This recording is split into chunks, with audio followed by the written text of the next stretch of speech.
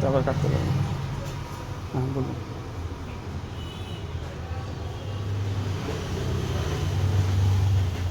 ये दिखाइए एक बार।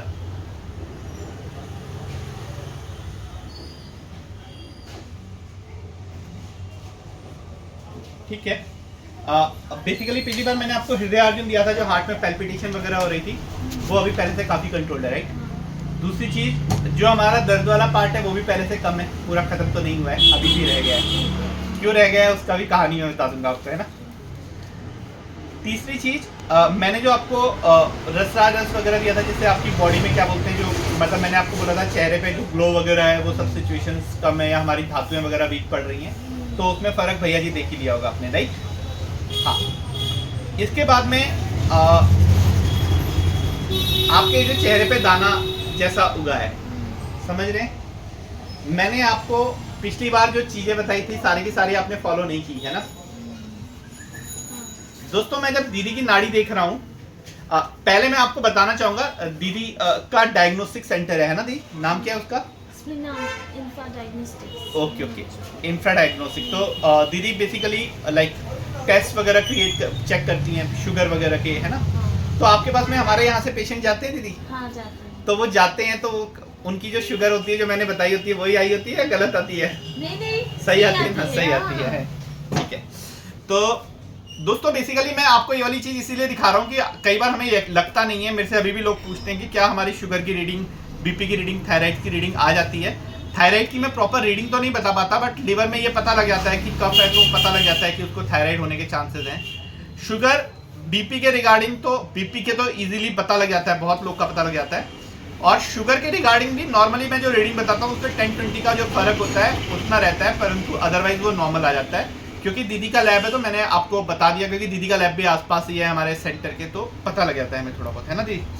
तो दीदी आपने क्या बोलते हैं मूंगफली खाई है थोड़ी बहुत, है ना?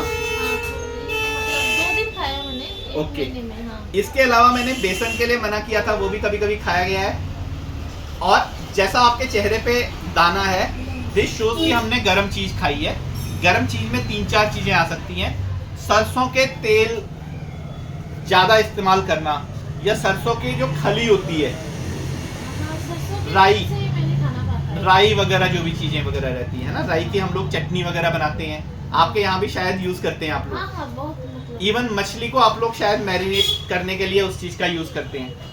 तो वो सब चीजें दीदी हमारे जो स्किन में जितना भी हमारे त्वचा के विकार हैं उसमें एक बहुत बड़ा रोल उस वाली चीज का रहेगा। आप एक बार भैया जी की तरफ को मुंह करके देखिए, ये जो आप लोग को दिख रहा है दोस्तों, ये जिस भी आदमी को कहीं पर भी दाने वगैरह हो रहे हैं, भले ही बचपन मतलब कई लोग को जवानी में मुहासे टाइप के होते हैं, तो दोस्तों अपने डाइजेशन को ठीक कीजिए।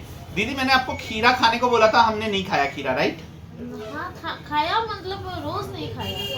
हाँ। मैं दोस्तों एक चीज को समझिए, 2 तरीके होते हैं अपने आप को स्वस्थ रखने के। उसमें सबसे इंपॉर्टेंट तरीका यही होता है कि हमारा जो पेट है वो क्लियर होना चाहिए।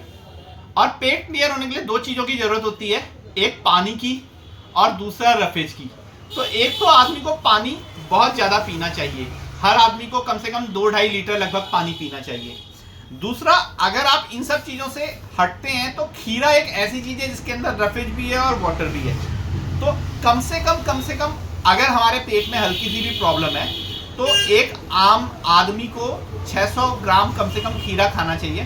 परंतु मैंने दीदी को 200-250 ग्राम ही खाने के लिए बोला हुआ है, तो दीदी आपने उतना नहीं खाया ना। नहीं इतना नहीं। तो 200-250 ग्राम खीरे का मतलब होता है कि अगर आपके एक खीरे की किलो खीरे में 5 खीरे चढ़े हैं इतने साइज के, तो आप एक खीरा खा लीजिए तो इनफ है।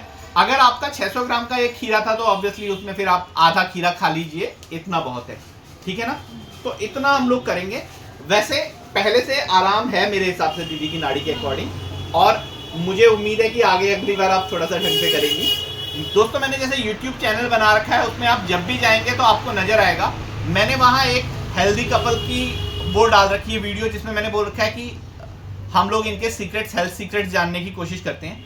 तो उसमें अगर आप देखेंगे तो जो पित्त प्रकृति वाली मैम है, उन्होंने साफ क्लियर कट बोला है कि उनका सिचुएशन इसीलिए बेटर है क्योंकि वो हमेशा 2-2.5 घंटे में खाना खाती थी। ऐसा कभी नहीं हुआ कि मैंने उनको ऑब्वियसली वो मेरे को जवानी में नहीं मिली, मैं तो शायद उस वक्त मैं तो खुद लेट बॉर्न हूँ, डॉक्टरी लेट शुरू हुई है।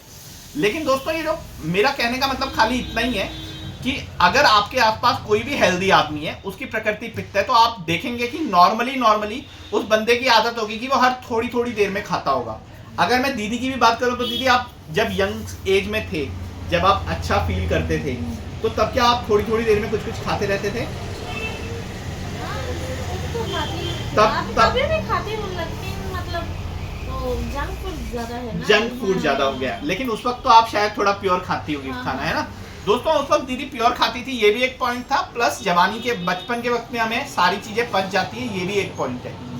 अब धीरे धीरे लेडीज के साथ में क्या होता है, जब वो एक बार गृहस्थ जीवन में आ जाती हैं तो वो कोशिश करती हैं कि खाने को थोड़ा सा इग्नोर मारा जाए, पहले जो काम है उसको निपटा लिया जाए। और इस चक्कर में जो खाना होता है वो धीरे धीरे आदमी की भूख खत्म होती है, और भूख खत्म होने के बाद में जब आदमी तब भी नहीं समझता तो उसको पेट में मतलब जो भूख खत्म हुई है उसकी वजह से उसके शरीर में दर्द वगैरह शुरू हो जाता है। तो दीदी मैं ये रिपोर्ट सही बोल रहा हूँ ना? ऐसा ही होता है नॉर्मली।